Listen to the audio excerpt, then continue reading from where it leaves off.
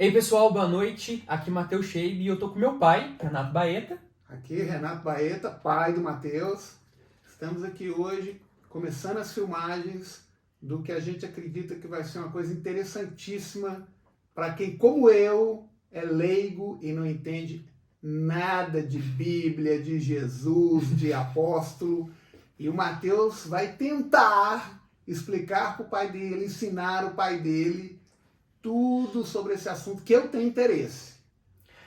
A gente estava conversando um outro dia, depois da guerra, né, em Israel, e conversando um pouco da história do povo judeu, um pouco das histórias bíblicas. Meu pai começou a assistir Chosen, fantástico, recomendo, principalmente para quem, como eu, é leigo e não entende nada. É um primeiro passo. Apaixonei com o Matheus, apóstolo. Tá o pai, tá o filho.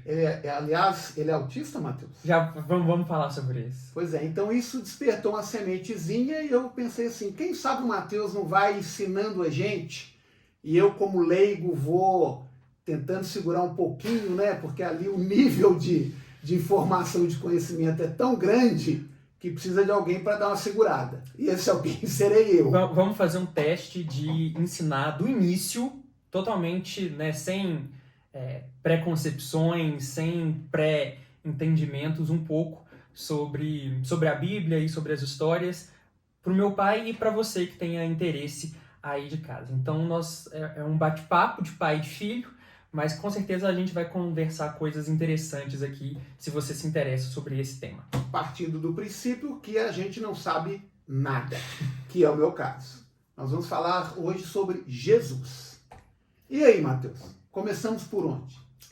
Por onde a gente começa quando a gente quer falar sobre Jesus? Bem, toda vez que você quer saber algum assunto, você tem que saber onde procurar.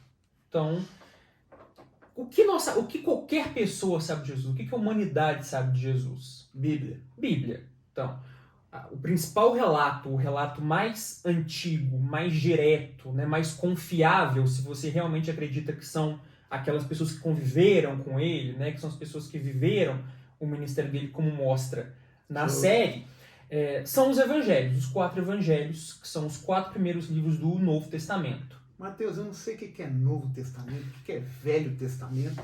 Divide isso aí. O que é um, o que é o outro? Você pega uma Bíblia, qualquer Bíblia, você pega a Bíblia que você tem em casa. Ela é dividida em 2 partes. Ela é dividida no Antigo Testamento, que são os escritos mais antigos e tradicionais do povo judeu, que o povo judeu segue até hoje, que o judaísmo segue até hoje. E você tem o Novo Testamento, que é a parte dos cristãos, que é a parte da primeira geração da igreja cristã, escreveu aquilo ali sobre Jesus e a mensagem que ele trouxe. Então, o Novo Testamento são um conjunto de livros que é escrito pelos apóstolos. Só tem escrituras ali de apóstolos? Todos os livros são de apóstolos? Ou de pessoas muito próximas. Por exemplo, o apóstolo Paulo não era um dos 12 originais, mas, né, foi considerado um apóstolo.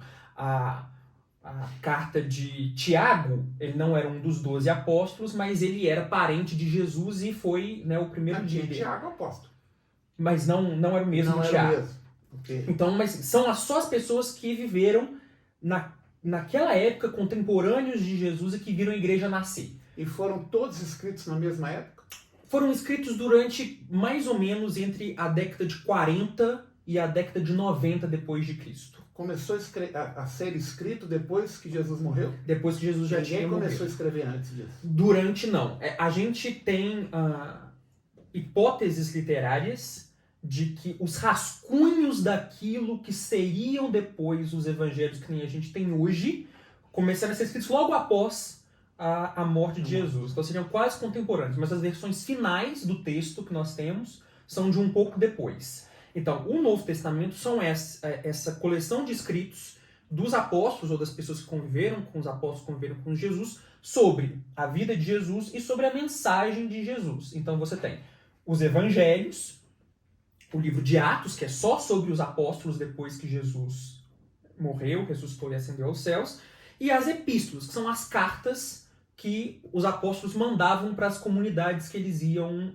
educando. E no final, o livro de Apocalipse. Então, isso é o Novo Testamento. Agora, sobre a vida de Jesus, os fatos, que Jesus nasceu, que Jesus pregou, as parábolas, os milagres, a morte, a ressurreição, tudo isso estão nos 4 evangelhos. Os 4 evangelhos, Mateus, Marcos, Lucas e João. Então nem todo apóstolo escreveu. Não, inclusive, desses 4, Mateus, Marcos, Lucas e João, apenas 2 são apóstolos diretos, Mateus e João. Lucas era um discípulo do apóstolo Paulo, então a gente acha que o que Lucas escreveu é o que Paulo contou para ele, então a fonte do evangelho de Lucas seria o apóstolo Paulo, e a mesma coisa com Marcos em relação a Pedro, que Pedro teria contado para Marcos e Marcos fez o evangelho dele de acordo com o que Pedro contou para ele. Okay. Então seriam esses os 4 evangelhos, que tem muita coisa parecida, igual entre eles e coisas diferentes. Então você tem episódios que só acontecem em um evangelho, você tem episódios que acontecem em mais de um evangelho, às vezes idêntico, às vezes um pouquinho diferente, mas tudo se você que nós junta os falamos 4, a respeito de Jesus, da vida de Jesus hoje, foi tirado da Bíblia? Depende. Vamos lá. Principalmente dos evangelhos, ainda mais se você é um cristão e acredita, né, na palavra. Eu sou um católico, apostólico, não praticante. E eu sou um luterano. Então a gente está com algumas diferenças, mas num campo até próximo aí de igrejas tradicionais. É uma vergonha, mas eu vou na igreja, na missa de 7º dia, no batizado, e quando a situação está muito ruim, aí a gente vai. Mas se você acredita, se você é um cristão que você acredita, então principalmente Com certeza acredito. os evangelhos. Fora os evangelhos, você tem outras 3 fontes, digamos assim. Você tem historiadores da época, mas que não eram cristãos, e que citaram que Jesus existiu. Então, às vezes, Plínio, o jovem, citou lá que os cristãos começaram a se reunir depois que Jesus morreu. Flávio Josefo, né, historiadores que não eram cristãos, que deixaram registros que Jesus E põe existiu. em xeque tudo isso? Toda a história de Jesus? Não, até porque os historiadores que não eram cristãos, eles não se debruçaram exatamente sobre a vida de Jesus. Para eles, o importante era, houve um Jesus que fez coisas e isso gerou um grupo de seguidores. Eles estavam mais preocupados com o grupo de seguidores, que quem começou a dar problema, do que exatamente com Jesus. Então, nisso não tem muita bateção. Uma outra fonte, você que é um católico vai achar importante, é a tradição da igreja. Tem coisas que não estão escritas nos evangelhos, mas são histórias que foram passadas ao longo das gerações e a gente acredita. Virou verdade. Não necessariamente virou verdade, Se a gente provavelmente acredita, é verdade, virou verdade. mas são histórias que correm além dos evangelhos. E olha que interessante. Por exemplo, Mateus no Chosen, gente, tá sensacional. Mateus escreveu um evangelho, mas o evangelho de Mateus é sobre Jesus. Ele não fala muito sobre ele no evangelho. Agora, a tradição da igreja diz que Mateus morreu martirizado pregando na Etiópia. Isso não está na Bíblia. Mas é uma coisa que a igreja conta desde lá de trás e todo mundo Eu, com a minha aceita. grande cultura, Mateus era um arrecadador de impostos. Está nos evangelhos. Jesus chegou para ele e falou, vem comigo, e ele foi. E ele foi. Sensacional. E é a única coisa que ele escreve sobre ele nos evangelhos, que ele foi. Que eu sei dele. Exatamente. Então tá tudo certo. Isso a gente sabe, Verdade, é verdade. isso Isso é verdade. Então tem a tradição da igreja. E agora, existem relatos sobre Jesus de outros evangelhos que não estão na Bíblia. São os que a gente chama os evangelhos apócrifos. São relatos muito mais tardios. São evangelhos que foram escritos 300, 400, 500 anos depois. E a gente sabe por datação dos documentos, por estilo linguístico, etc. A historiografia consegue fazer essa distinção. E por ser muito tempo depois, tem uma mistura de outras influências, de outras escolas de pensamento, que a igreja não aceitou como parte da Bíblia. Uma questão que me veio aqui, Mateus. Você você frequenta uma igreja luterana em Belo Horizonte. Sim. Qual a diferença da Bíblia que a igreja luterana segue, da Bíblia que o católico segue, da Bíblia que o crente segue? Se é que tem diferente, não sei. No Novo Testamento, que é o que a gente está discutindo sobre Jesus, a parte nova, a segunda metade, que é sobre o cristianismo, não tem diferenças. A diferença de uma Bíblia de qualquer tradição protestante para uma Bíblia católica é que tem 7 livros no Antigo Testamento que a Igreja Católica aceita como canônico e está na Bíblia, e que para os protestantes não está na Bíblia.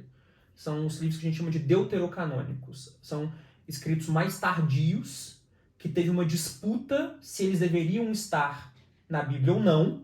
A Igreja Católica os mantém na Bíblia e as igrejas protestantes não os mantêm nas edições das suas Bíblias. Mas é sobre o Antigo Testamento, são livros... Só católicos. Não, estou falando das igrejas que nós geralmente temos, né? As igrejas ocidentais. Mas sobre o Novo Testamento, nós não temos diferenças na Bíblia. Nós temos diferenças de teologia, né? Do que a gente... das discussões, das doutrinas, etc. Mas das fontes, tá tudo em casa. Então vamos ao que interessa, Jesus. Então vamos ao que interessa. Então, dado isso que eu te falei, que especialmente se você é um cristão, você tem que focar mais nos evangelhos, como a fonte mesmo, você tem 4 evangelhos. Você tem Mateus, Marcos, Lucas e João. Então a gente vai tirar daí aquilo que a gente sabe sobre Jesus. Mateus, Marcos e Lucas são muito parecidos. Eles têm uma pegada muito coerente entre eles, quais tipos de eventos eles relatam, a forma como eles relatam, é muito repetido os eventos que acontecem. É por isso que os 3 eles são agrupados em um grupinho com um nome próprio deles, que são os evangelhos sinóticos. Sinóticos. A palavra significa com o mesmo olhar, com a mesma pegada. Nunca escutei isso na minha vida. Não precisa decorar, só precisa entender que existe um grupo de evangelhos que são mais parecidos, que são esses 3 primeiros. Mateus, Marcos e Lucas. Tá fácil. Beleza. Então, por que eles são parecidos? Porque eles têm essa pegada de escrever com os principais destinatários, né, as principais pessoas que começaram a receber a palavra de Jesus foram os próprios judeus. Jesus era um judeu, viveu na Terra Santa e pregava para o que quem falou que Jesus viria? Por que esperavam Jesus? Então, excelente pergunta, porque é exatamente o que eu ia... Cara, tá vendo que pai e filho pensam parecido. Porque, dado que os evangelhos sinóticos são para os judeus, eles se preocupam muito em tentar provar para os judeus que Jesus era o Messias, com aquilo que um judeu já aceitaria, assim, né, de ponto de largada, que é verdade, que eram as profecias sobre o Messias. Então, um judeu, ele tem lá todo o Antigo Testamento. O Antigo Testamento tem a Torá, que é a lei de Moisés, e como eles saíram do Egito, etc. Tem os escritos históricos, que é como eles criaram um reino, como eles foram exilados, como eles voltaram, toda a história do povo. E tem os profetas, os escritos dos profetas. O que um profeta fazia, mais ou menos? Xingava todo mundo. Saía igual um louco falando na rua. Xingava todo mundo, falando assim, ó, o governo é corrupto, o rico é mão de vaca e o pobre é idólatra e fica fazendo bobagem por aí. Então xingava todo mundo. Falava, se vocês continuarem fazendo bobagem, vai dar problema. Então, a gente vai ser invadido, Deus vai deixar de proteger a gente vai ser castigado. E depois que geralmente isso aconteceu, porque geralmente o povo não obedecia e era mesmo castigado, eles falavam, mais um dia vai vir um Salvador. A gente vai ser resgatado, a gente vai ser restaurado, Deus vai voltar em misericórdia pra gente e vai nos dar um Messias. Vai nos dar um... Mas eles acharam que aquele Messias vinha para resolver tudo. Para resolver pra tudo. Dar dinheiro, para a vida ficar boa, era... É muito importante. Não é para salvar a alma de ninguém, não. É para melhorar a vida na Terra. O que a gente tem que entender? Para um povo antigo, e os judeus têm essa característica muito marcada, a identidade deles é enquanto um povo. Eles são um povo. A política é mais uma faceta desse povo. Não existe falar, tipo assim, nós estamos aqui e a política está lá. Isso é coisa de liberalismo do século XVIII. A gente tá falando Já de... tá embolando. A gente Já tá embolando. A gente tá falando lá, Não sei nem, lá de nem trás. contar século XVIII, que ano que é. A mas gente tá lá de vambora. trás, estamos lá no século I. Estamos Sim. lá atrás. Então, assim, não existe essa diferença entre a sua vida privada e a política. Nós estamos no e a- AC, né, ainda, né? Não, nós estamos... Nós estamos no AC. Não, Antes de Cristo, nós estamos no DC. nós estamos descer na época de Cristo. Tá, Na ele época vai de ter Cristo. 6 anos de idade, vai. Na época de Cristo. 6 DC. Bora. Depois a gente tem que falar da data que Jesus nasceu. Isso é um problema. Mas, Lembrei, anota aí. Vai. anota aí. Mas qual que é o problema?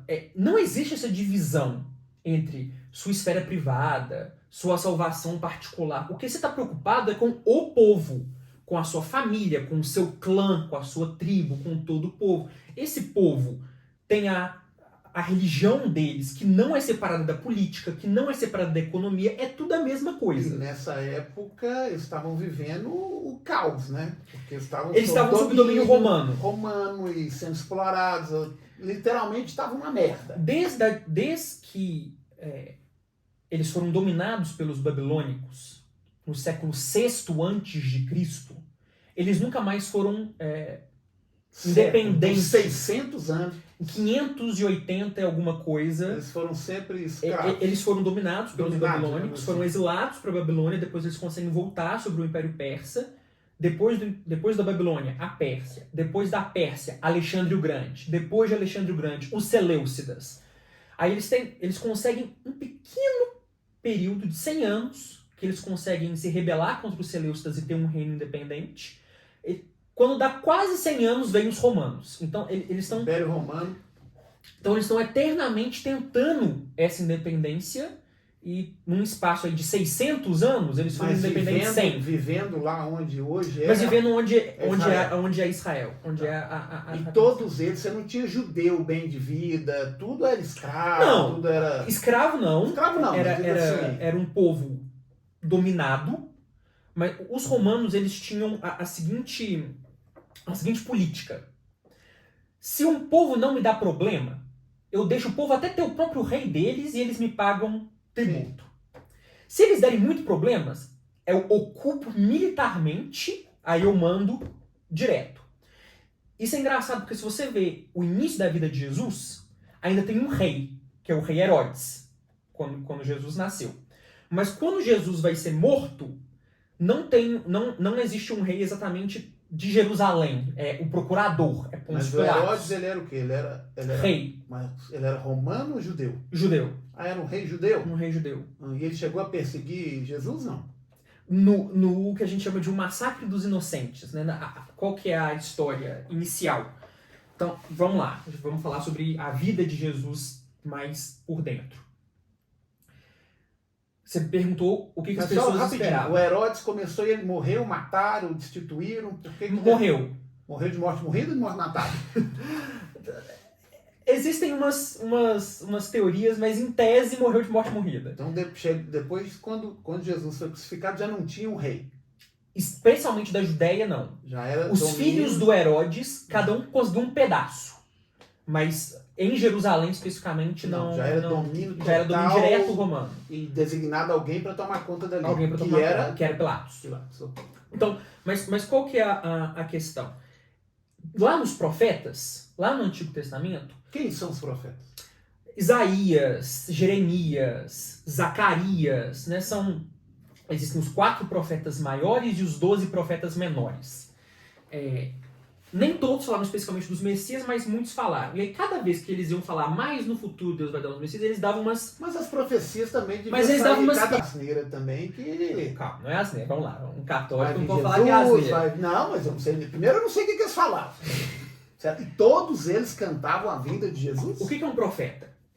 Um profeta é alguém que tem uma relação especial com Deus, no sentido de Deus mostrar melhor para ele como as coisas funcionam. A pessoa pode se Então, instituir que é o profeta e ser doido. esses são os que todo mundo aceitou. Ó, Aceitou. esse cara aí a gente aceita, todo O mundo de resto acordo, tá na cor. que são os profetas. Então, eles têm uma visão melhor de como funcionam as coisas, de como, né, quais são os problemas atuais e os problemas futuros.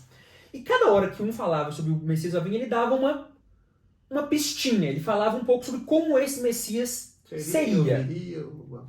E é por isso que os evangelhos sinóticos se preocupam muito com falar assim, como estava escrito, e eles citam um profeta para mostrar que Jesus cumpriu exatamente o que aquele profeta anunciou. Uma das coisas que um dos profetas disse é que o Messias viria na cidade de Belém. Isso está lá nos profetas. De que a esperança viria de Belém. Que também era a cidade do rei Davi. Né? O Davi nasceu em Belém? Nasceu em Belém. Que Davi é filho de? Jessé. E que ele seria da linhagem de Davi, né? Seria um descendente de Davi, que foi o grande rei que criou o reino independente, que conquistou Jerusalém e tornou Jerusalém a capital. Uma pessoa inabalável, e eu fiquei sabendo a história dele. A história dele é conturbada. É conturbada. E ele errava muito. E eu achei que não. Achei que o cara era o cara, mas... Então, aquela coisa, né? Grandes homens, grandes feitos, não quer dizer que o cara teve uma vida perfeita. A ficha corria, a ficha dele não é ilibada, mas não. Tirando os pecados de Davi, fato é que ele foi um grande rei. Depois podemos falar. Se vocês quiserem, depois de Davi, comentem se é do interesse de vocês, nós podemos fazer uma longa só sobre Davi. Mas como ele é o rei que conquistou Jerusalém, que transformou Jerusalém em capital... A única coisa que eu sei é que ele matou Golias. Não, ele fez muito mais coisa além de matar Golias. Mas seria da linhagem dele, ou seja, a linhagem real. Ele seria um rei de sangue também. Então Jesus veio da linhagem de sangue real. Então, e Mateus especificamente tem uma grande preocupação em mostrar Jesus como o rei.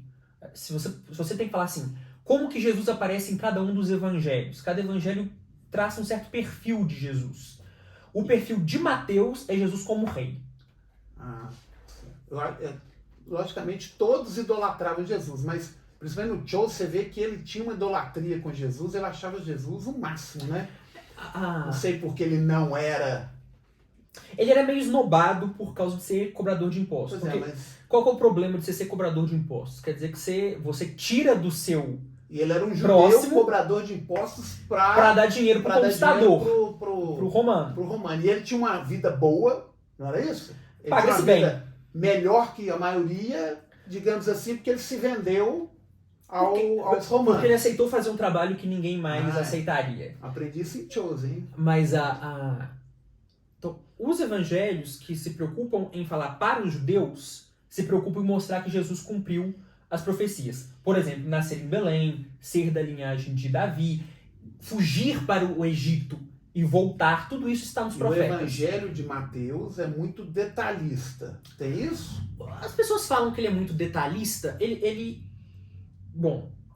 Eu não li a Bíblia, você sabe. Eu vou começar a ler por Mateus. Posso ou não? É o primeiro, então tá certo então você começar. Mas Marcos é menor. E as pessoas também dizem que Marcos serviu muito como fonte para os outros. Os outros primeiro leram Marcos e aumentaram a partir daí. Então ele tem mais informações. Mas eles conseguiram ler um dos outros? Porque a ideia que eu tenho é que cada apóstolo foi para um lado, ou não? Eles tiveram um momento de convivência inicial, enquanto eles ainda moravam todos em Jerusalém. Depois, quando vem a primeira perseguição, aí meio que cada um vai para um lado, e aí eles vão, cada um evangelizar um lugar. Mateus foi para a Etiópia. Então, Pedro acabou em Roma, etc. Então, mas existem essas divergências de como que os evangelhos foram sendo escritos.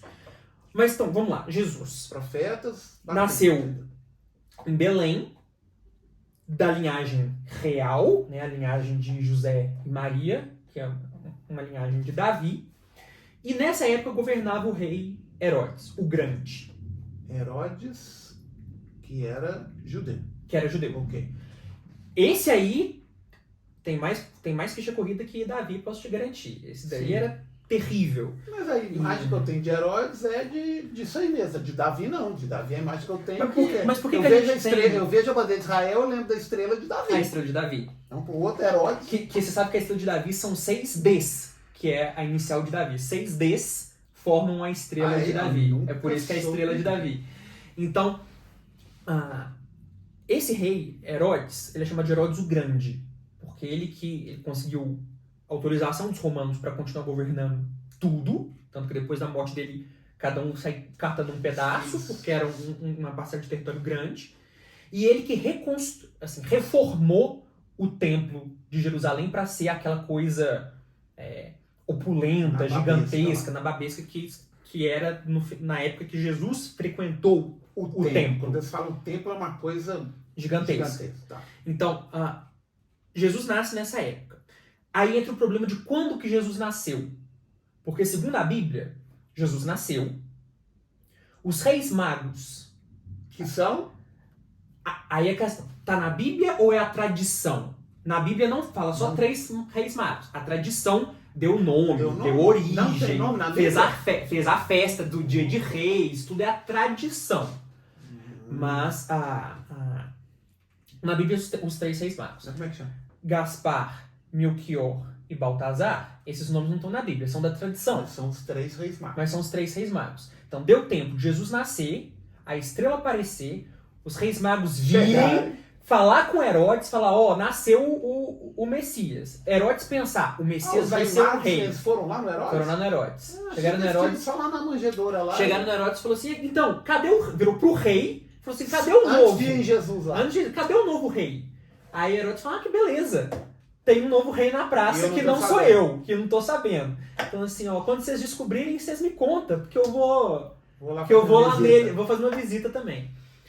Eles chegarem, descobrirem Jesus, Deus falar com eles, vocês não vão voltar em Herodes não, e eles irem para outro caminho. Quando Herodes sabe que nasceu um Messias e espera-se um Messias que resolva todos os problemas, inclusive o político, e que seja rei da linhagem de Davi, ou seja, tem mais direito ao trono do que ele, não posso deixar de jeito nenhum. Mata todos os meninos abaixo de 2 anos, para não ter problema. Margem de erro. Que aí é um outro problema, que isso não aparece em historiador nenhum, só está na Bíblia. E Herodes, sendo o Herodes que era, a gente tem os pecados de Herodes muito bem registrados e documentados. Mas pode ter uma explicação. Se ele fez isso com Belém, porque era a cidade onde se esperava, provavelmente a quantidade de meninos mortos foi pequena a ponto de isso não ser noticiado pelos historiadores. Porque as profecias avisavam que era... Também avisava até a cidade? Avisava a cidade. Então, é possível que tenha sido um episódio menor a ponto dos historiadores não perceberem. Mas fato é que, com isso, cumpre-se mais uma das profecias da Bíblia, que é a família de Jesus foge para o Egito, fora da jurisdição do Herodes, e espera Herodes morrer para voltar. E aí isso já... Egito tinha quem mandando? Os romanos. Já era Império Romano. Era a província romana. Tá. Jesus nasceu durante a época do primeiro imperador romano. O império tinha acabado de deixar de ser república para ser império. Ele nasceu durante a época do imperador Augusto, que é o primeiro e mais importante de todos os imperadores romanos. E ele já mandava no Egito?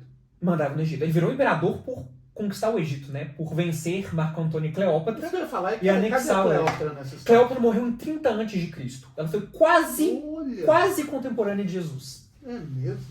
Cleópatra tá ali na beira. A Cleópatra conheceu Herodes, negociou com Herodes.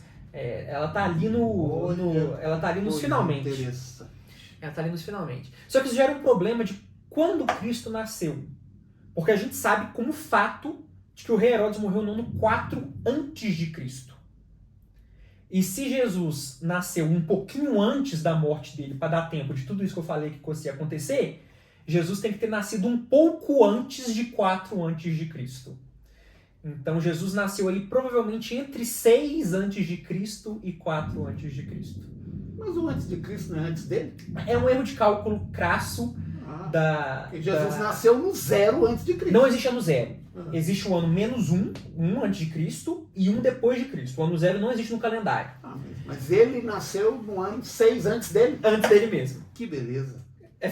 Pensa uma pessoa fácil Eu sou engenheiro, hein? Eu sei fazer conta, mas essa conta não dá pra entender. Mas assim, pelo menos quando ele vivia, ainda não tinha inventado nem o calendário juliano, nem o calendário gregoriano, então ele não teve esse problema, né? Sim. Ele só seguiu o calendário judaico mesmo. Então ele já nasceu com 6 anos. Com menos 6. Com menos 6. Ele morreu aos 39. Então, também é por tradição que a gente coloca a idade de Cristo como 33 anos, que ele tenha morrido com 33 anos, que também a gente não sabe exatamente qual foi o ano da crucificação. O ano da crucificação deve ter acontecido entre o ano 29 depois de Cristo e o ano 33 depois de Cristo. Conta-se que Jesus teve um ministério, né, que a parte dele pregando, curando e ensinando durou 3 anos. 3 anos de atividade messiânica, chamando os apóstolos, etc. Só que aí a gente joga esses 3 anos dependendo aí da teoria de onde que você encaixa. Então, entra, logicamente, a aparição, o pessoal saber que Jesus estava na área, até ele morrer, 3 anos. 3 anos. Então, nesses 3 anos, ele fez os milagres, ele convocou os apóstolos, escolheu os apóstolos, tudo aquilo. Toda aquela história, 3 anos. 3 anos. E olha que então, os evangelhos é quase que só sobre esses 3 anos, porque a gente sabe, o que a gente sabe? A gente sabe pelos evangelhos o nascimento de Jesus e de João Batista, essa perseguição e eles fugindo para o Egito, e um episódio aparece em The Choice. Como é que é, João Batista? Que era primo de Jesus. Os evangelhos também narram o nascimento dele. De João Batista? De João Batista. E ele é da mesma idade, contemporâneo? Meses de diferença. Okay. Inclusive, as mães se encontraram grávidas. E as mães eram irmãs? Eram primas. As mães eram primas? As mães eram primas. Então, você tem... E como é que ele já anunciava Jesus? Calma. Como é que eu sabia que Jesus era Jesus? Ele era um profeta, foi o último dos profetas. Então também era um profeta. Então, o que acontece? Porque a gente sabe, pelos evangelhos, o nascimento de Jesus e de João Batista, essa fuga para o Egito e a volta. E lá no Egito não se tem notícia de Jesus. Tem um evangelho apócrifo, que é esses tardios, meio mirabolantes, que a igreja não aceita, que fala da vida dele no Egito. Mas é muito, muito louco. É uma história muito, muito maluca.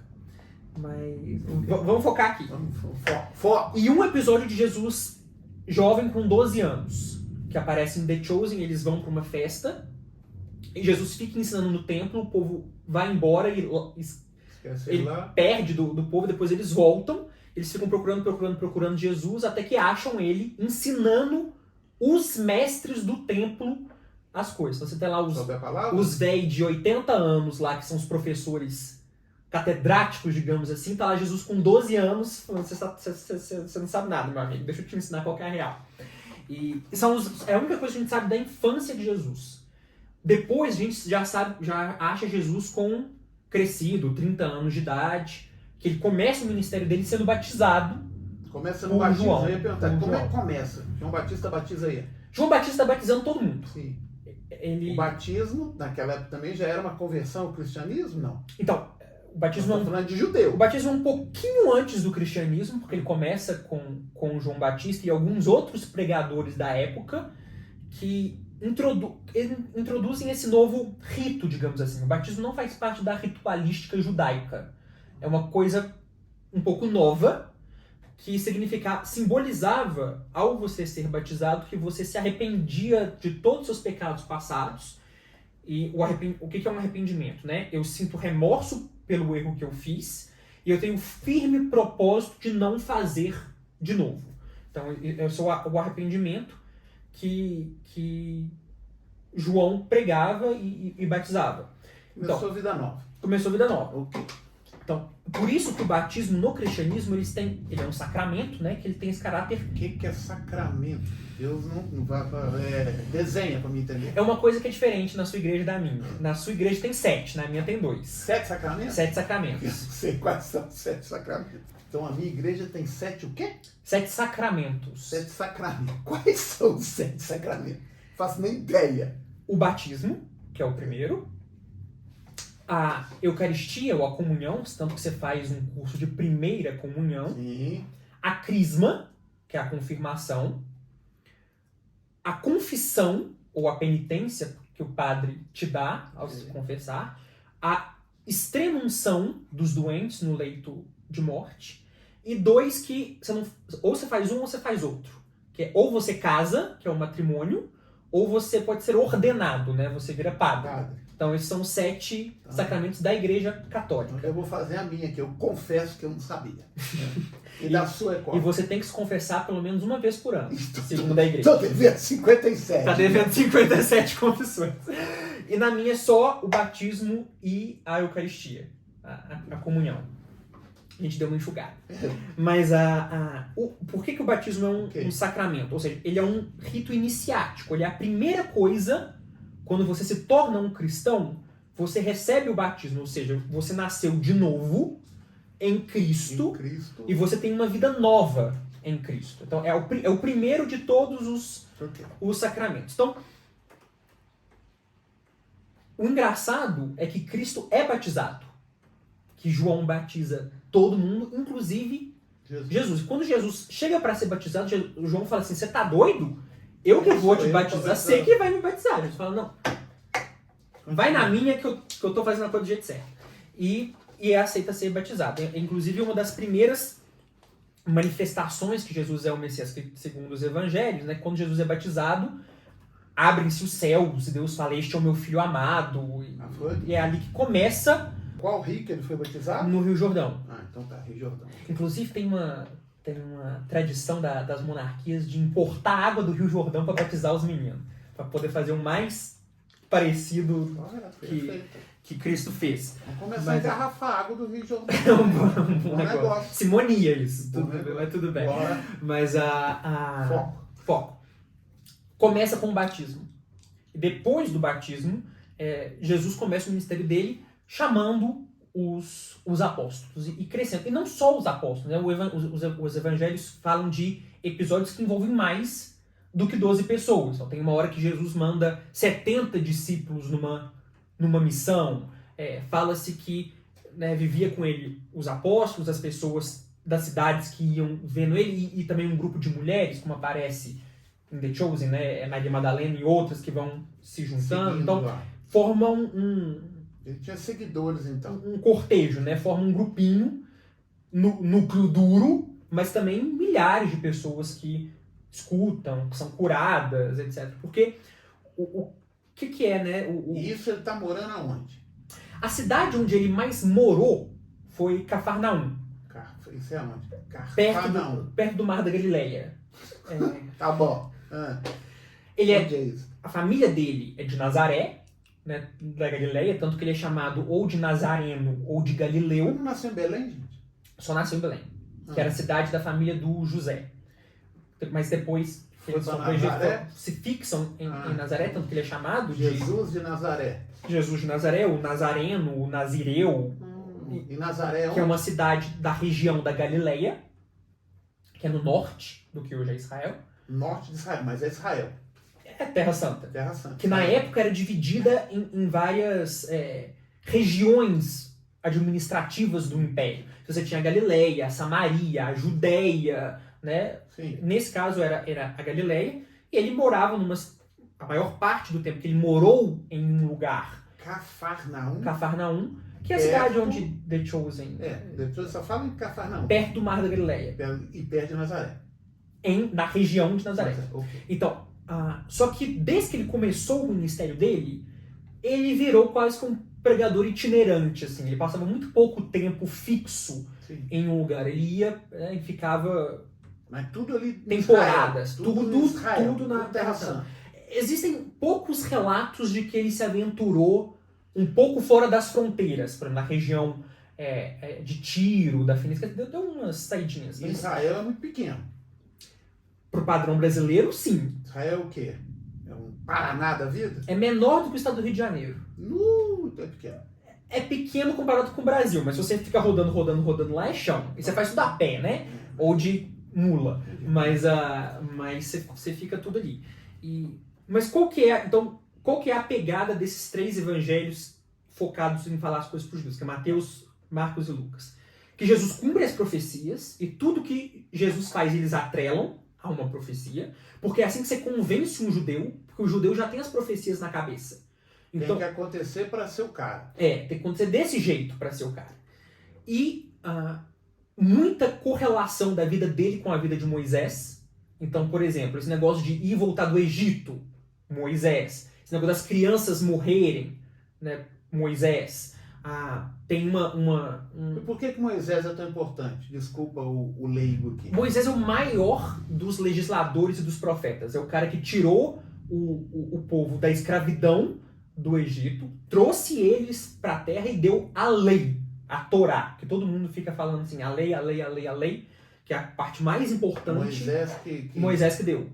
Jesus passou para Moisés ou não? Deus passou para... falei bobagem. Deus passou não, você não falou bobagem porque Jesus é Deus, mas a gente vai chegar lá. E ele escreveu e a lei é aquela... Lembra da história de Moisés no Monte Sinai, sim, recebendo os 10 mandamentos. Os 10 mandamentos é o núcleo duro da lei, que é 613 ordenanças. O núcleo duro é os 10 mandamentos, mas é bem maior. E o Monte Sinai fica onde? Fica na península do Sinai, onde hoje é o Egito. Ele recebeu lá... É o deserto que fica entre o Egito e a Terra Santa. Então, comparando muito Jesus com Moisés. Então, por exemplo, tem um episódio da vida de Moisés que ele fica 40 dias lá no Monte Sinai conversando com Deus, e quando ele volta, a Bíblia fala transfigurado, tipo, o rosto dele está brilhando, que é como se a luz de Deus estivesse no rosto dele. Tem exatamente essa mesma ocorrência com Jesus. Ele vai para um monte, ele e só o núcleo duro dos principais discípulos dele, que era Pedro, Tiago e João, eles vão, e eles têm uma visão de Jesus transfigurado, e desce o espírito de Elias e de Moisés para conversar com Jesus. Então tudo tem... Então você vê que é tudo mirado, né, de que Jesus é maior. Esses três apóstolos eram o núcleo duro. O núcleo duro. Quem são? Pedro, Tiago e João. Pedro, Tiago e João. Tem coisas que só os três estavam presentes para ver. Sim. Então eles eram assim, o grupinho predileto, se a gente pode falar assim. Eles estiveram presentes em eventos muito importantes que os outros não estiveram presentes. Certo. Então o que Jesus faz? Cumpre essas profecias, parece com Moisés, faz muitas curas e exorcismos. Isso é muito... Esses milhares de episódios no Evangelho, né, de Jesus tanto curando quanto exorcizando. Sim. E para o judeu, essas coisas não têm uma diferença muito grande, porque o judeu, como eu falei no início, ele não separa as áreas da sua vida. Sua vida é uma vida. Então, assim, a sua doença física indica algo sobre o seu lado espiritual, o seu lado espiritual tem consequências no seu lado físico. Então, às vezes Jesus fala assim, os seus pecados estão perdoados, a pessoa é curada de uma doença física. Porque para o judeu não existe essa diferença. Estou bem fisicamente, mas estou mal... mentalmente ou espiritualmente, não existe isso. A sua vida é uma vida. Um todo. Né? E prega, naquela forma famosa de Jesus pregar na forma de parábolas, né? Tentando explicar qual que é a natureza desse reino que ele tá trazendo, que é muito diferente do que as pessoas esperavam. Esperava a redenção. Redenção, obviamente, Jesus veio trazer, mas o que ele tentou mostrar é que, assim, a parte política da nação não é tão prioritária assim quanto a parte espiritual das almas, né, da renovação de coração e de mente, que era o que ele realmente estava pregando e pelo qual ele efetivamente morreria, né? Jesus não morre por causa de um evento político, por causa de uma briga entre impérios. Ele morre para redimir as almas do mundo. Mas e esse choque é uma das coisas que fará não apenas com que ele seja rejeitado por muitos, então não é você. Muitos achavam que ainda não era ele. Não era ele, muitos acham. Porque deve ter pintado um tanto de Messias. E vários. E especialmente nessa época, que era a época em que Roma tinha ocupado, e especialmente depois de Roma ter, na Judéia, que é o centro mesmo, né, onde tem Jerusalém, colocado domínio direto, militar direto com os procuradores, muitos pseudo-messias apareciam. E Só se era normal, mais um ali. E engraçado isso, porque tem um fariseu membro do Sinédrio que quando... O fariseu membro de quê? Vou explicar. Mas tem um muito importante que fala... O povo tá lá confabulando para matar Jesus e ele vira e fala assim, olha, tem tantos messias por aí, Mais um. que assim, aí um morre, aí o povo dissipa. Então, tipo assim, depois que ou é preso, ou é morto, ou morre, o povo vai deixando pra lá. Então, assim, se for o de verdade, o negócio vai vingar. Se não for, o negócio vai acabar por si mesmo. Deixa andar, não preocupa com isso, não. Mas você perguntou aí do Sinédrio. Não, nem entendi. Como é que é? Do Sinédrio e Fariseu dos do fariseus. Sinédrio. Então, vamos lá. Vai ser nome de remédio. Tem uma lei, lembra? Tem a lei de Moisés. Várias leis, não? Toda lei tem um tribunal para aplicar a lei.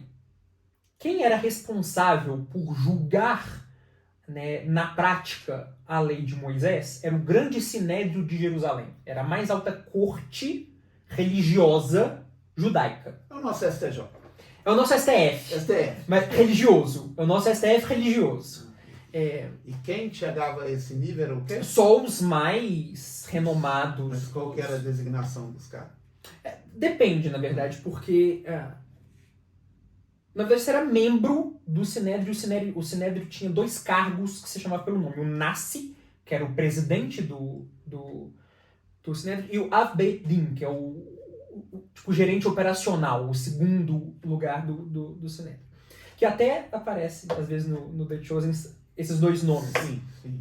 Então, tem o grande Sinédrio em Jerusalém e tem os Sinédriozinhos do interior.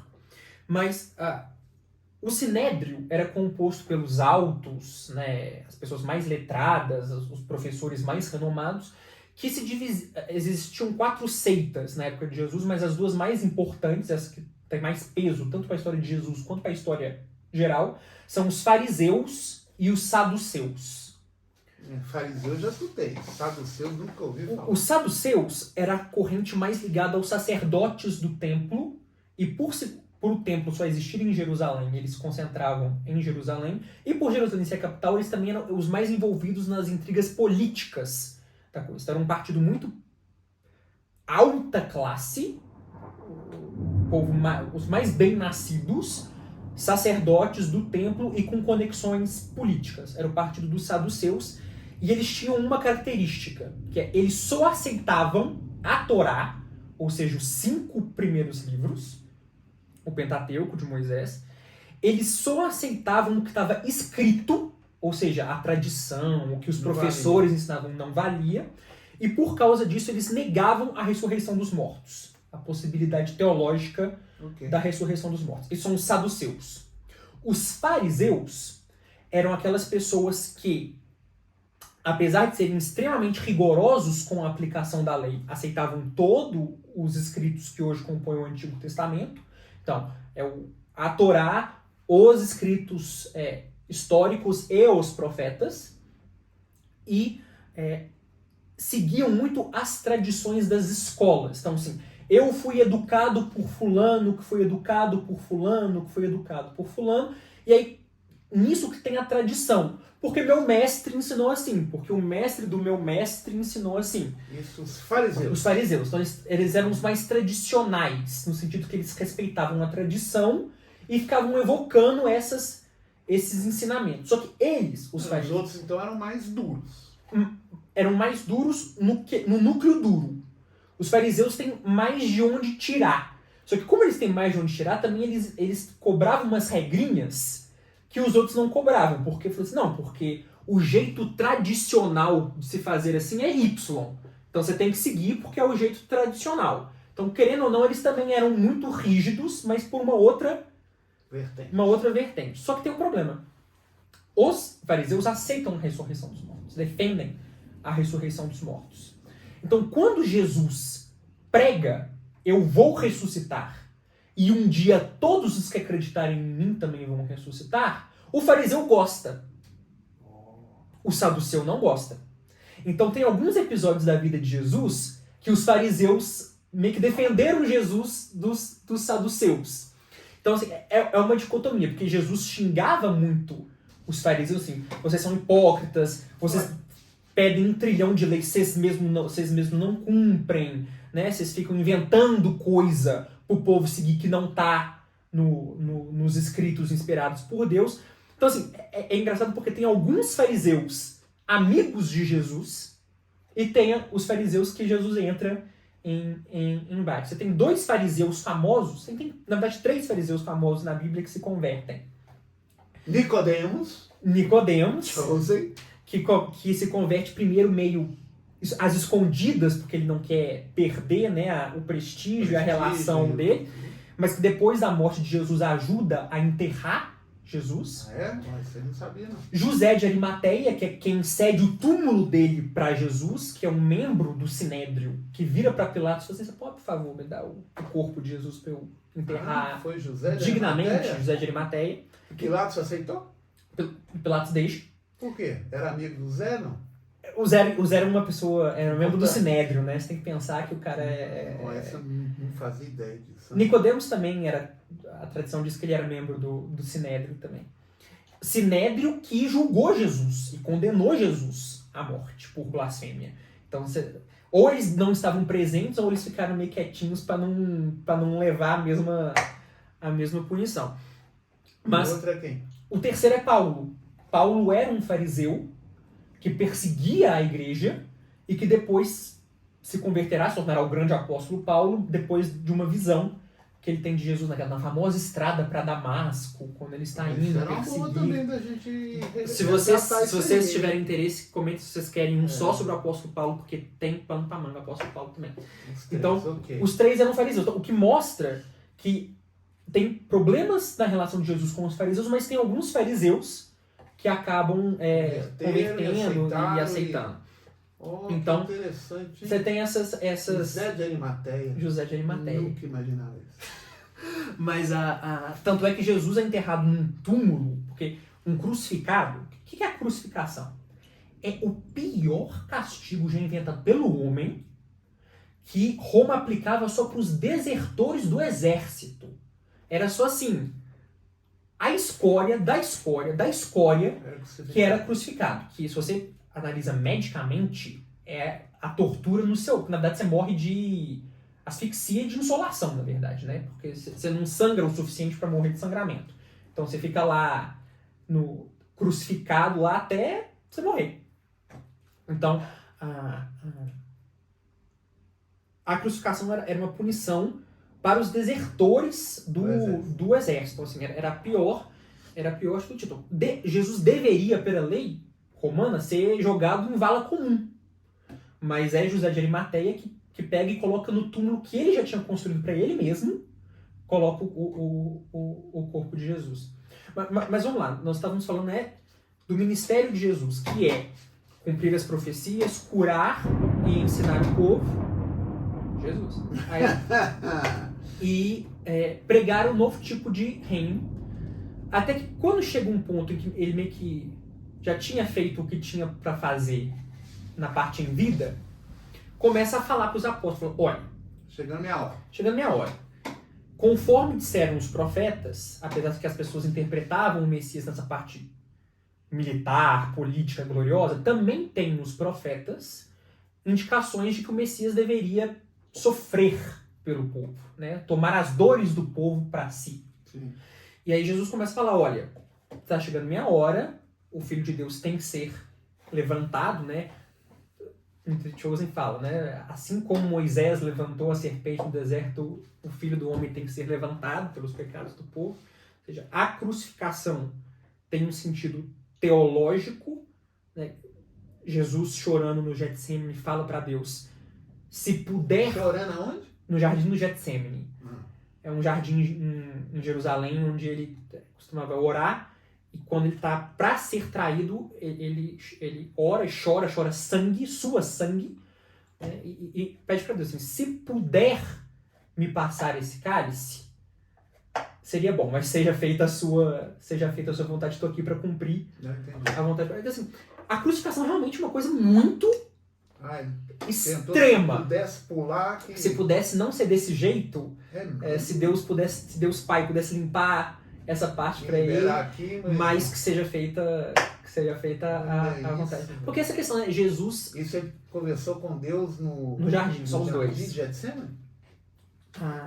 Porque é isso, porque o que são os evangelhos, né? Mostrar que Jesus é homem como nós, também é Deus. É o Filho de Deus, é o Deus encarnado, né? É o Verbo divino que se fez carne e habitou entre nós. Então, os 4 evangelhos mostram isso. Mateus mostra ele como rei, Marcos mostra mais ele como servo, Lucas mostra mais ele como homem, e inclusive lidando muito com o povo, com os pecadores. Em Lucas existe uma pregação muito social de Jesus para os pobres, né? Escolhendo os pobres, exortando as pessoas a ajudarem o próximo, a amarem o próximo. E João como Deus, assim, escancaradamente. Então, se você soma os 4 evangelhos, você tem a percepção total do que é Jesus. Que ele é rei e servo, ele é homem e é Deus.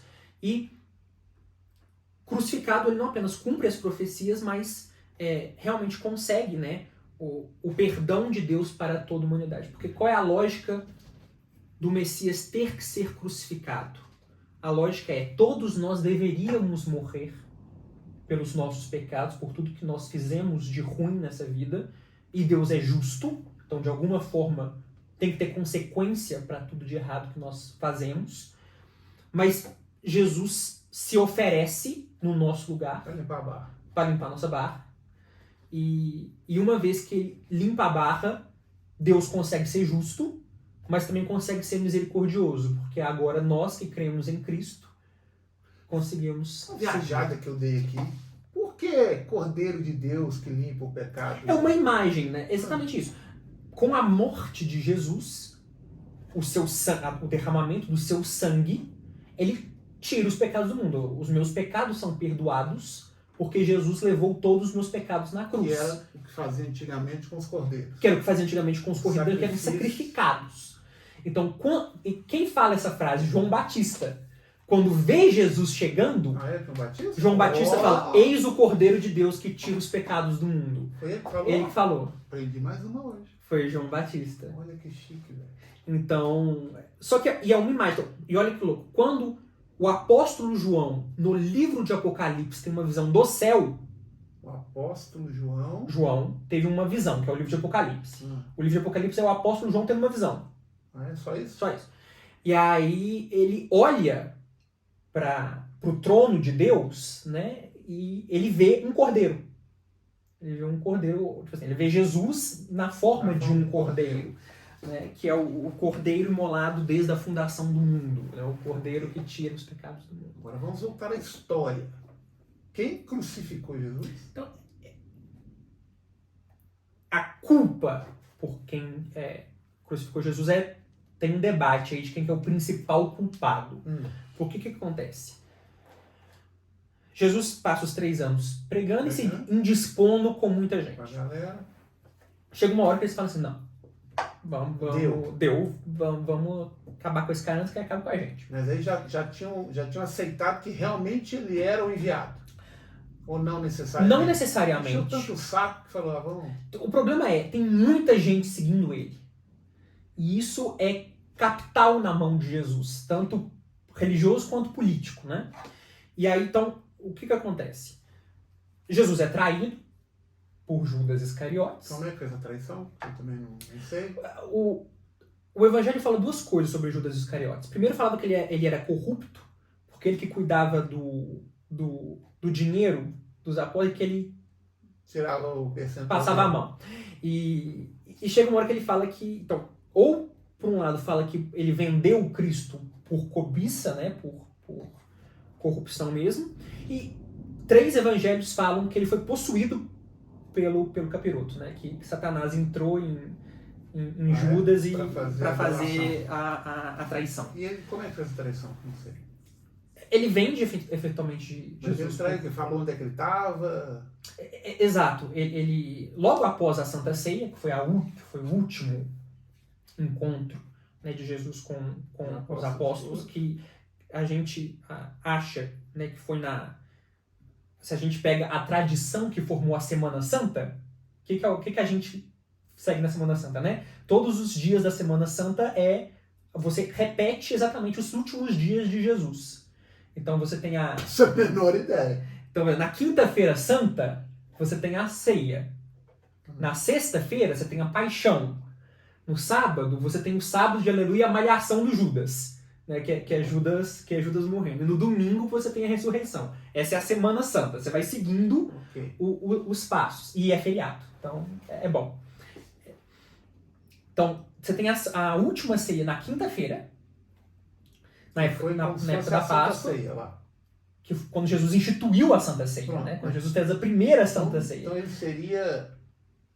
seria morto no outro dia? Morto No outro dia? Olha que ignorância. Então, eles estão celebrando a Páscoa, que é um feriado judaico. Aquilo ali é uma celebração da Páscoa? Da Páscoa. Da Páscoa judaica. O que é a Páscoa judaica? A que saída do povo do Egito. Ok. Isso é a Páscoa. Isso é a Páscoa original. A Páscoa zero, né? A Páscoa dos judeus. Na celebração da Páscoa, Jesus institui a Eucaristia, né? Ele institui a divisão do pão e do vinho entre os discípulos, que a gente faz. Eucaristia. A Eucaristia, ou a comunhão, ou a Santa Ceia. Estou vendo o nível do cara aqui. Católico. Que tem em toda a missa, que tem na maioria dos cultos, etc. Né? A divisão. Eucaristia é a divisão do pão. E do vinho. E do vinho. Na quinta-feira. Judas está presente Tá lá. quando Jesus fala, um de vocês vai me trair. E aí os evangelhos, cada um narra de uma forma um pouquinho diferente entre si, porque cada um foi escrever isso anos depois, que lembra. Aí, em uma todo mundo fala assim, mas sou eu? Não faço de jeito nenhum. Eu não, imagina. Aí quando chega em Judas, fala, sou eu? Mas ela falou assim, você sabe bem, e o que você vai fazer, faz depressa. Tá na hora de você fazer. Desse jeito com ele? Então todo mundo sabia que Judas ia trair? Todo mundo sabia que Judas ia trair. Olha só. E aí ele sai de lá, vai com os discípulos pro jardim do Getsemane orar, fala pro povo, fala assim, ó, e fica de olho aí que o bagulho vai ficar louco em breve. E os apóstolos dormem, porque esse povo era difícil de seguir ordem, mas na hora que Jesus termina de orar, ele acorda os discípulos e fala assim, ó, acorda que vocês vão ver uma coisa interessante, que aí chega Judas com os guardas do sumo sacerdote e do sinédrio. Então ele denunciou não para os romanos. Não, pro STF dos judeus. Os judeus. Que era a guarda do sumo sacerdote. E aí marca quem é Jesus com um beijo, que é o beijo de Judas, o beijo da traição. Seria Jesus. Qual Vou dar um Jesus? beijo a ele. Aí deu um beijo. O povo prende. Existem alguns relatos diferentes nos evangelhos sobre o quão briga deu ou não. Né? Tem evangelho que fala que não deu B.O. nenhum, tem evangelho que fala que alguém decepou a orelha do sumo sacerdote, tem um evangelho que fala foi Pedro, que era o estouradinho da galera, que foi lá e decepou a orelha do sumo sacerdote. Em um evangelho... Pedro era o estourado, né? Em um evangelho fala que Jesus curou a orelha do coitado do servo do sumo sacerdote, para não ficar sem orelha. Mas ele é preso. Ele é preso pelos judeus. Pela guarda judia do sumo sacerdote. E é levado para o sinédrio, para ser julgado pelo tribunal religioso. Porque qual que é a acusação? A acusação estrita de Jesus é blasfêmia. Que é, ao falar que ele é filho de Deus, eu sou seu filho. Então, eu sou da mesma substância sua. Inclusive, parte do DNA, etc. Ao falar que você é filho de Deus, você não é um homem. Você é um ser divino. Né? Então, você está se equiparando a Deus. Então, era uma blasfêmia contra o monoteísmo judaico, de que só existia um único Deus. Então, o problema não é nem você ser o Messias, porque o Messias estava todo mundo esperando. O problema é você ser um ser divino. Então, ele é levado para o chefe dos sacerdotes e eles ficam lá interrogando. Né? Jesus também tem os relatos são um pouco diferentes, Mas o Caifás, que é o sumo sacerdote do ano, Caifás é o manda-chuva na época. O tio dele, que era o Anás, foi sumo sacerdote durante o sogro dele, que era o Anás, foi sumo sacerdote muito tempo, aí ficou velho, aí passou a bola pro genro. Aí o Caifás estava mandando. Mas como o Anás era mais velho, ele que meio que mandava por detrás, assim, sabe?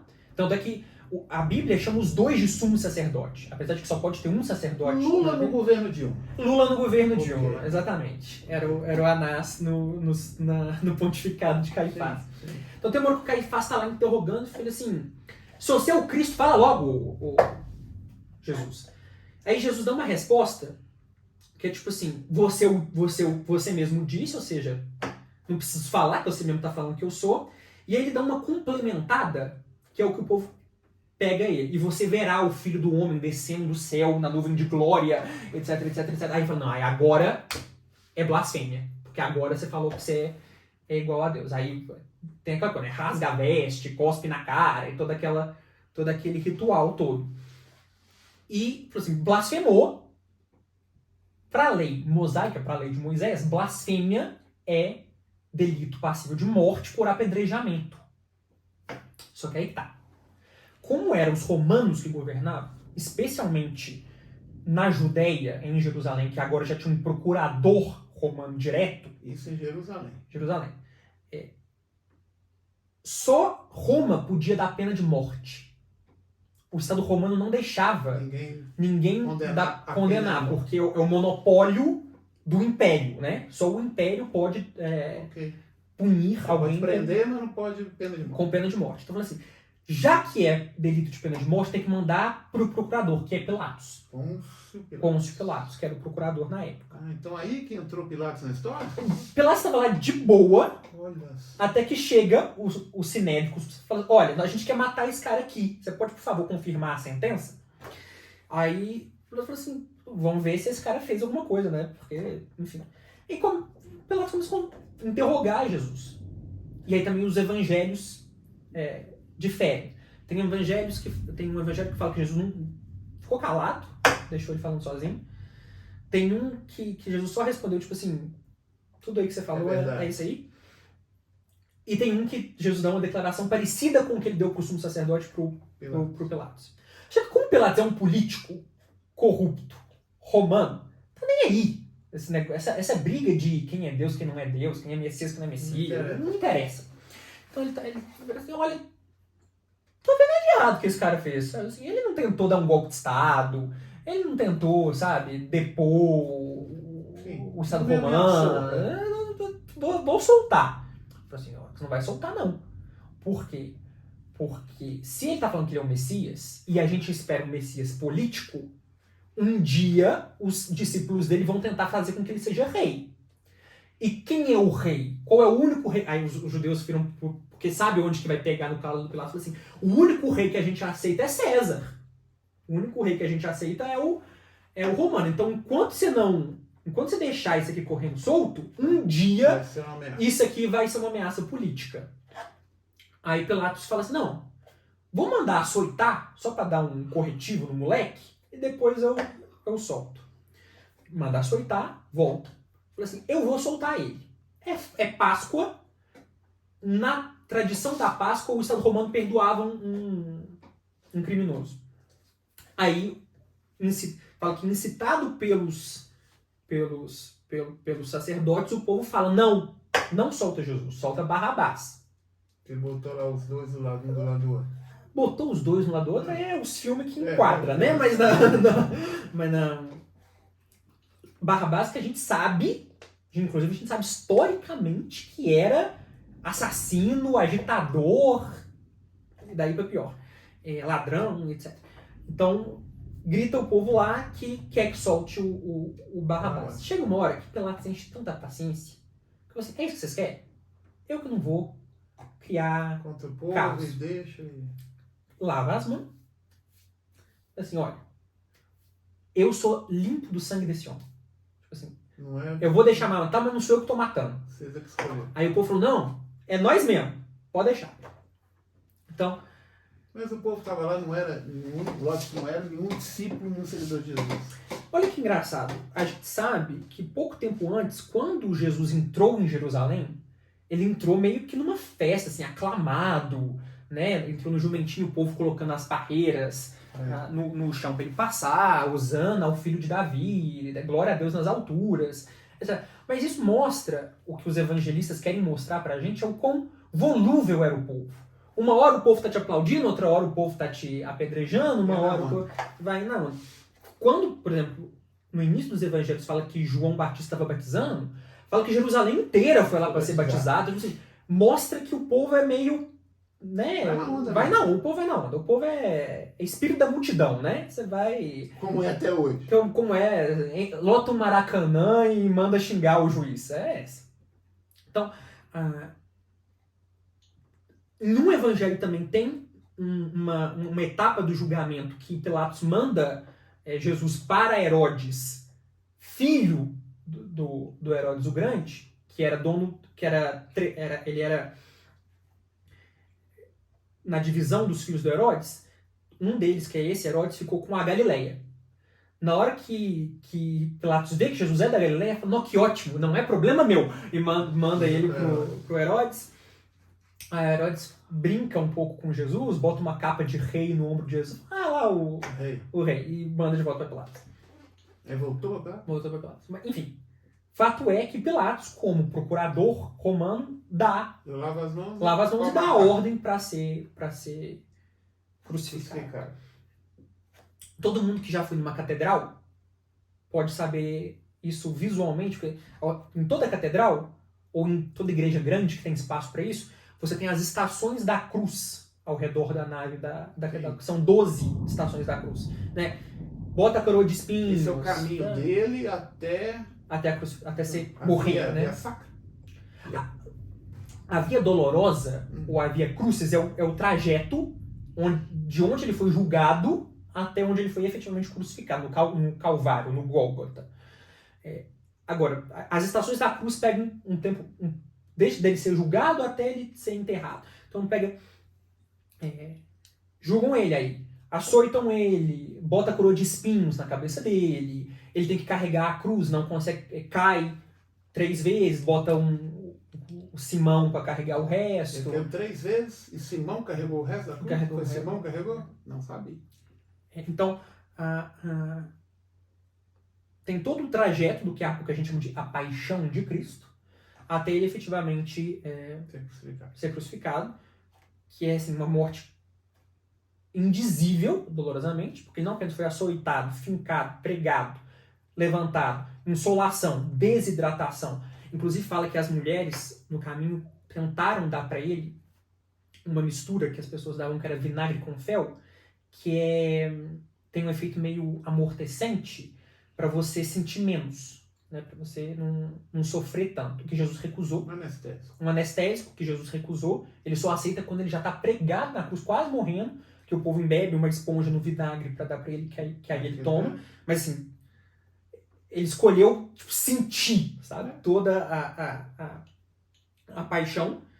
E também tem relatos do que acontece quando ele está crucificado. Tipo, quem estava presente, o que ele falou enquanto ele estava crucificado. Cada evangelho também conta de uma perspectiva. Ele fala, por exemplo, em um evangelho fala Deus perdoai, eles não sabem o que fazem. Ou tem uma hora que ele fala... Foi na cruz que ele falou isso? Na cruz que ele falou isso. Em um dos evangelhos também mostra os ladrões, ele foi crucificado no meio de 2 ladrões. Que os ladrões conversam com ele. Tem o bom e o mau ladrão, né? São Dimas, então... É o bom ladrão. É o bom ladrão do lado de Jesus. Do lado de Jesus. E que foi pro céu. Senhor. Aprendi mais um. Boa. Então, Jesus efetivamente, obviamente, morre na cruz.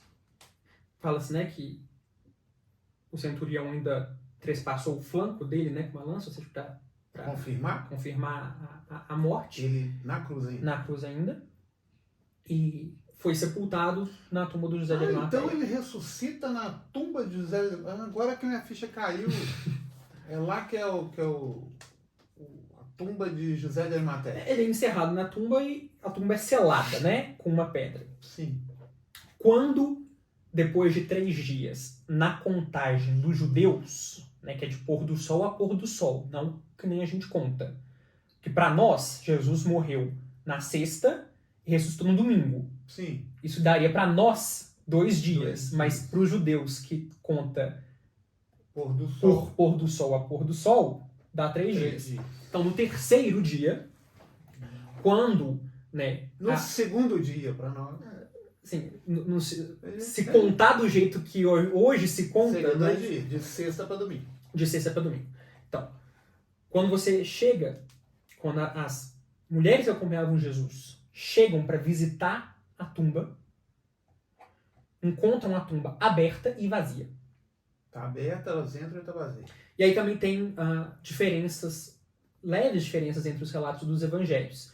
Tem relatos dos evangelhos que falam que elas viram os anjos rolando a pedra. Tem relatos que os anjos conversam com elas primeiro antes delas entrarem, antes delas verem Jesus, mas fato é Foram as mulheres que descobriram primeiro. O que, curiosamente, para um judeu da época escrever isso deve ser porque é verdade mesmo. Porque juridicamente o testemunho de uma mulher não tem valor legal. Então não teria por que os apóstolos escreverem isso inventado. Sim. Só se eles escreveram isso é porque Era verídico. é verídico. Então, Jesus ressuscitou no terceiro dia dos mortos. Ele aparece primeiro para Maria Madalena, que encontra ele logo após ver a tumba vazia, encontra ele. Depois Pedro também vai lá ver a tumba e vê a tumba vazia, depois Encontra com ele também? encontra com ele também. Depois tem 2 discípulos andando num caminho, fugindo de Jerusalém. Jesus aparece para eles, conversa com eles também. Depois ele aparece para os 12, ou melhor, ele aparece para os 11 apóstolos, porque Judas está. Judas se matou. Então assim, ou ele tem dois relatos. Ou ele se enforcou, ou ele caiu do precipício. Das duas, uma. Então ele aparece só para os 11. Ou a princípio até para os 10, porque a primeira vez que ele aparece coletivamente, Tomé não tá. Ele apareceu para os 10 e Tomé não tá. Tá bom. Aí quando Tomé volta, o povo fala assim, ó, Jesus ressuscitou e estava aí. Tomé, Jesus ressuscitou e estava aí. Você tá achando que eu sou bobo? Só acredito se eu ver e eu ainda tocar no buraco do prego. Aí eu acredito. Aí Jesus aparece para todos com Tomé e fala assim, então vem cá, toca aqui pra você ver se não sou eu. Aí que virou que o apóstolo, ver para crer, o apóstolo que duvidou, né? Assim, aí Jesus vira para assim, você viu e você creu. Porque Jesus já não tinha anunciado que ele voltaria. Todos os evangelhos mostram o quanto era difícil para os apóstolos entender de cara o que Jesus queria. Assim. Foi um processo lento até uma pequena dificuldade. Uma pequena dificuldade intelectual. Mas aí Jesus até fala... A mesma que eu estou tendo aqui. Jesus até fala para Tomé, você viu e creu, porque você viu. Bem-aventurado aqueles que não viram e creram. E ele aparece... quando Jesus ressuscitado, o evangelho mostra tanto que ele está num nível de existência acima, por exemplo, ele aparece dentro de quarto com a porta trancada, né? Tipo assim, ele faz coisas que só Deus ressuscitado faria, mas também faz coisas, tipo assim, come, né? Tipo assim, pega um peixe e come, né? Mostrando que ele ainda tinha... Essa volta de Jesus, depois durou? Dura aí uns 40 dias. Ainda, achei que tinha Ele aparecendo pro povo, dando as instruções pro povo, falando assim, ó, agora a bola tá com vocês. E quando acaba isso? Chega uma hora que ele fala, ó, acabou, tô subindo. Ele sobe aos céus, ele ascende aos céus. Vê ele subindo. Quem vê? Os apóstolos e os discípulos, né? Era um grupo maior do que só os apóstolos, mas ele vê. E ele dá as primeiras instruções. Por exemplo, a sua igreja leva isso muito a sério quando Jesus vira para Pedro e fala assim, você me ama? Sabes que eu te amo? Então apacenta as minhas ovelhas. Então, tipo assim, toma conta do pessoal por mim. Ele falou isso para Pedro já ressuscitado. Ressuscitado antes de ascender. Antes de ascender. Então ele deu para Pedro essa missão. De cuidar dos outros. Tomar conta dos outros. Então, Pedro tinha moral com ele. Tinha muita moral com ele. Boa. Pedro é chamado o príncipe dos apóstolos, né? O primeiro dos apóstolos, o mais primeiro? importante dos apóstolos. O Não o primeiro a ser chamado, mas assim... o primeiro de hierarquia. hierarquia. Então, E Jesus sobe aos céus. Jesus sobe aos céus. Ascende aos céus, porque o credo fala, né? Está sentado à mão direita de Deus Pai Todo-Poderoso, de onde virá para julgar os vivos e os mortos. A esperança cristã é a segunda volta de Cristo. A Bíblia fala que ele voltará da mesma forma como ele subiu. Você tipo assim, a gente vai ser tão explícito quanto as pessoas verem ele subindo, Vai ver ele descendo. vai ver ele descendo. E Tá aí, na Bíblia isso. tá na Bíblia. Quem fez? A Bíblia. Mas onde na Bíblia? Tá. Bom, tanto no finalzinho dos evangelhos eles dão a entender, né, de que espera-se a sua volta, quanto nos escritos dos restos dos apóstolos é a nossa esperança, né? Ele voltará para, enfim. E aí muitas pessoas colocam essa expectativa dele resolver tudo, inclusive da parte política, etc., na segunda vinda, porque a esperança é de que a segunda vinda de Jesus é meio que o fim da história. Ele veio para resolver. Ele veio para acabar com isso daqui, e aí é paraíso, céu, paz e bênção. Amém. Amém. Ponto final? Na história de Jesus enquanto É isso. sua história na Terra, é isso. Então, ele nasce, desde cedo é perseguido, volta. Temos aí um período obscuro do que ele fez até os 30 anos de idade, mas vive lá com a família dele. É batizado, começa a pregar, chama os discípulos, faz curas, conta as parábolas, ensina o reino de Deus. É traído, morre, crucificado, ressuscita, dá real para o povo, que agora é com a igreja. A igreja, né, é a continuação da ação de Jesus na história. Convertam os povos, né, levem o evangelho aos quatro cantos, batizem as pessoas em nome do Pai, do Filho e do Espírito Santo, né, ajudem-se uns aos outros, orem uns pelos outros, corrijam uns aos outros. Sobe e estamos aguardando. É isso. É isso. Pessoal, então encerramos o tópico Jesus. Quem gostou, Curte, toda... inscreve no canal, comente o que achou de mais interessante e quais são os temas que vocês mais querem para os próximos capítulos. Toda semana nós vamos estar gravando, se Deus quiser, assuntos ou indicados por vocês ou de interesse que a gente coletivo, acredita que seja isso. A ideia nossa é isso, é dar um resumo básico do Shape para quem não entende nada. Eu saí daqui entendendo alguma coisa, acredito que você também. Uma conversa franca de pai e de filho para chegar aí na mesa da sua casa também. É isso. Boa noite, obrigado. Até a próxima.